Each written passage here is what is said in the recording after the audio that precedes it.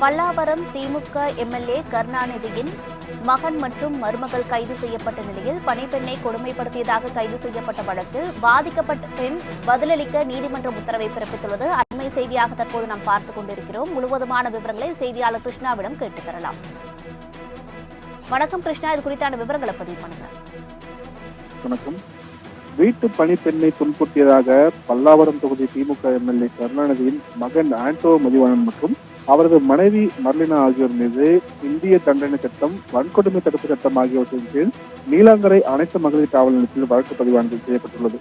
இந்த வழக்கில் டிசம்பர் 25ஆம் தேதி தனிப்படை போலீசாரால் ஆந்திராவில் வைத்து கைது செய்யப்பட்ட இருவரும் சென்னை வன்கொடுமை தடுப்பு சட்ட வழக்குகளுக்கான சிறப்பு நீதிமன்றத்தில் ஆஜர்படுத்தப்பட்டு பிப்ரவரி 9ஆம் தேதி வரை நீதிமன்ற காவலில் புழல் சிறையில் அடைக்கப்பட்டிருக்கிறார்கள். இந்த நிலையில் ஜாமீன் கோரி இருவரும் சென்னை முதன்மை அமர்வு நீதிமன்றத்தில் மனு தாக்கல் செய்துள்ளனர்.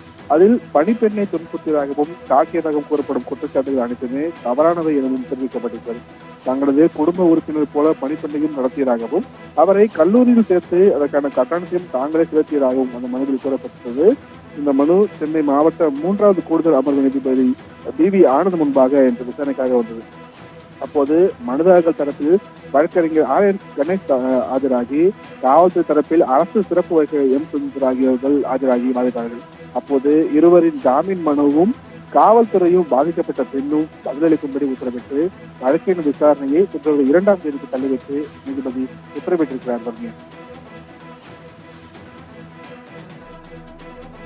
கிருஷ்ணா, விவரங்களுக்கு நன்றி.